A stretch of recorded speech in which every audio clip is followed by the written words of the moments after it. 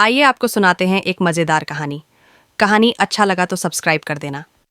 महिष्मती नाम का एक विशाल और शक्तिशाली राज्य था, जहां की रानी शिवगामी देवी न्यायप्रिय और साहसी थी। उन्होंने राज्य को अपने दो दत्तक पुत्रों अमरेंद्र बाहुबली और भल्लाल देव को समान रूप से पाला। दोनों ही वीर, बुद्धिमान और युद्धकला में निपुण थे, परंतु स्वभाव में एकदम विपरीत।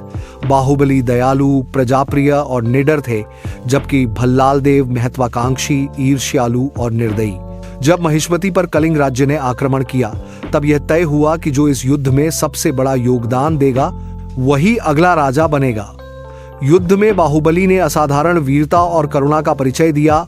उन्होंने अपने दुश्मन को मारे बिना पराजित किया और जनता का दिल जीत लिया। परिणाम स्वरूप शिवगामी ने घोषणा की कि अमरेंद्र बाहुबली ही महिष्मती के राजा बनेंगे। यह सुनकर भल्लाल देव और उसके पिता बीसदेव के मन में बाहुबली के प्रति घोर जलन उत्पन्न हुई। राज्याभिषेक से पहले बाहुबली को राज्य के सीमांत क्षेत्र में रहने वाली एक बहादुर राजकुमारी देवसेना से प्रेम हो गया।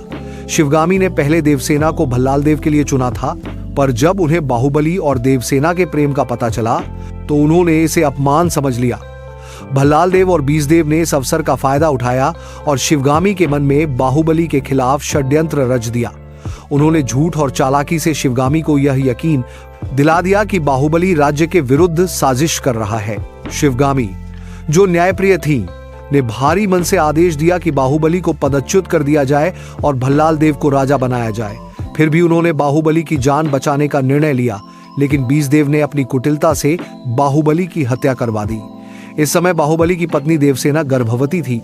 शिवगामी को जब अपनी भूल का एहसास हुआ तो उन्होंने नवजात शिशु महेंद्र बाहुबली शिवडू को लेकर महिष्मती से भागने की कोशिश की, परंतु वह नदी में बह गई और बच्चा एक जनजाति के लोगों ने बचा लिया।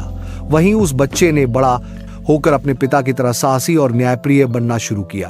कई वर्षों बाद जब महेंद्र बाहुबली बड़ा हुआ, उसने अपने पिता की मृत्यु और भल्लाल देव के अत्याचारों की सच्चाई जानी। वह महिष्मती लौटा, अपनी मां देवसेना को बंदी अवस्था से मुक्त कराया और जनता को भल्लाल देव के विरुद्ध संगठित किया। अंत में एक भव्य युद्ध में उसने भल्लाल देव का वध कर दिया और अपने पिता अमरेंद्र बाहुबली का बदला लिया। अंततः महेंद्र बाहुबली ने अपनी मां और जनता के आशीर्वाद से महिष्मती के सिंहासन पर बैठकर जय महिष्मती का उद्घोष किया।